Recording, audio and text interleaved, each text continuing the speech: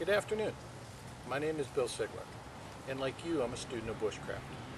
What I'd like to do with this video, and any that follow, is to take things that have been helpful to me and bring them to you. Also, to maybe explain some things that I think could be touched on a little bit more in depth. The first thing I'd like to share with you is a piece of advice that has helped me quite a bit, and that is make it your bushcraft. Take a skill that you want to learn and study it with every resource you have available to you, whether they're books, websites, videos, or if you're lucky enough, personal instruction. After that, go out and study what you've learned, and study it and just practice it until you know that you can do it when you really need to. And once you've done this, take what you've learned back, take a look at it, and ask yourself, how can I make this work better for me? And it's that step right there that will make that skill your bushcraft forever. The second thing I'd like to share with you is something that's rather simplistic for a lot of people, but I had a little bit of a struggle with it, and that is managing cordage. Before I got into bushcraft, it wasn't a big deal, but with bushcrafting and wilderness self-reliance, you only have what you take with you, or what you can make. And being as new to it as I am bringing a lot of it with me. The problem that I had was this, is the best way that I found to store cordage was either on a spool or done up in what a lot of people call a daisy chain, which is actually a chain sinnet. The problem with the chain sinnet is that even though it's very easily deployable, it's hard and time consuming to do. The other part that I don't like about it is that it leaves a kink in your cordage, especially with paracord. So the second thing I'd like to share with you and actually show you how I do it is how I currently choose to control my cordage. And I can't see any reason why I would change this for smaller cordage in the area of paracord diameter 1/8 inch or down. This has worked very well for me, and I can do everything from 1/8 inch paracord down to 16 inch nylon braided, down to even the inner core of the paracord, the individual ones. It works well for that. The three different kinds of cordage that I use are regular paracord, 1/8 inch paracord. I use polypropylene line for my tarp, my ridge line, because it doesn't tend to stretch like the nylon paracord does. And I just started using the 16th inch nylon, and I got it from Dave's website. What I'd like to do is I'll show you from reverse on how I end up deploying it and how easy it is to deploy, then how I wrap it. And like I said, this works for, I've seen it work for 1/8 inch all the way down to very, very thin stuff. So the way it's stored is on the one end I have cord wrapped around so that my loops won't pull through at all, and on the end that I'm deploying from I wrap it differently so that I know which end to pull it from. And the reason why I do that is that this is the end that I start from, and it's the part that's towards my palm.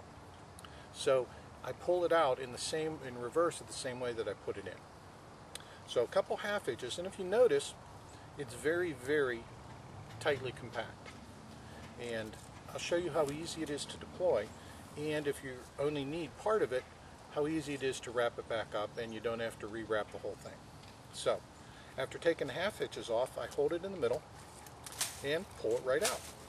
And I'm throwing this maybe about 3-4 foot out, and it goes out very easily. Now the further you get in, the easier it's going to go out.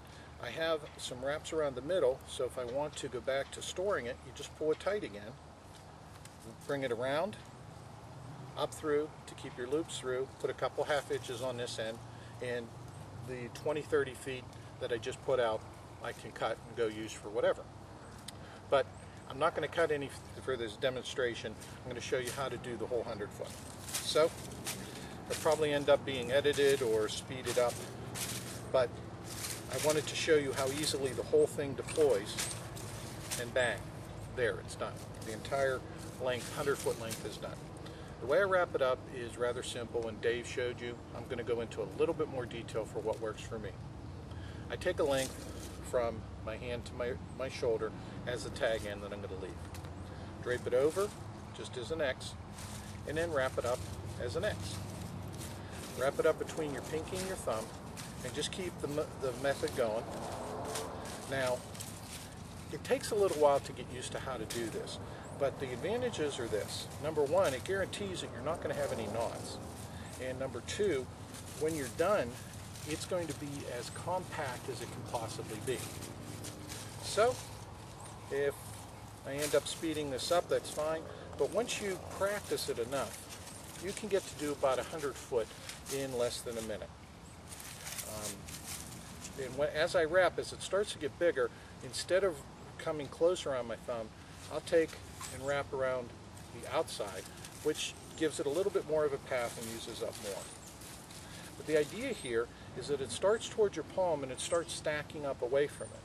So the end that I end up pulling is the one that I started with, because it'll pull it out in that direction. So let's go finish up, which I have about another 15 foot. And the branches don't want to let it go. Okay, so when you get towards the end, you sort of keep an eye on having about the same length on either end. And I think this does pretty good. One more wrap. Oh, two more wraps. One more wrap. Okay, now my thumb and my pinky are still through. So what I do is I take the pinky of my other hand, put it through where my thumb is, and grab the middle of the bundle, just like this. Now, the end that I finished off with, I still have a hold of. So the entire bundle I'm controlling by right at the X point in the middle. I take the finished end, the other tag end, wrap it around the middle, cross it over, and then pull tight. That helps cinch it so that nothing will pull through. Then I come underneath and find the route that my finger had through, trying to get all of the loops, make an easy path, then just take and stick my free end, my finished end, back up through, grab it, and pull it.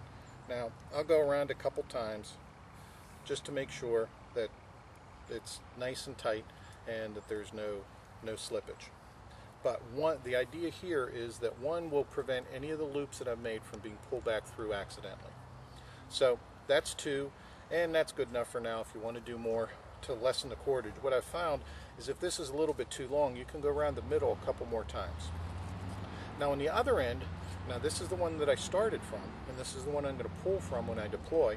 I just put a couple half hitches, and I do the half hitches for a couple reasons. Number one, the main reason is it identifies which end I want to pull from. And number two, it helps to bind down the cordage itself. Now, just like on the other side though, I find out where my thumb had gone through, where my pinky went on the other side, and I'll feed it back up through. I do this mainly to help tie my two ends together to control the cordage. Now, you know, you can take and put a bowline on one side and hang it off your gear. What I'll normally do is I'll do a square knot.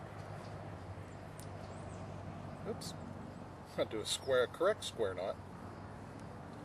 Pull it tight, and then I have loops to hang off of if I want to, any one of these. But the reason why I like this, the two reasons why I like this, number one, it is stored as neatly and as compactly as you can get it. And secondly, it deploys as easily as you thought. Well, I hope this has helped you a little bit. And if you want to see more, please let me know. I'm doing this so that in some small way I can support what Dave has done for me and for a lot of other people. And if they only show up on his Facebook page, then so be it. But I'd like to thank you for your time, and I'll see you out there in the woods. Thanks.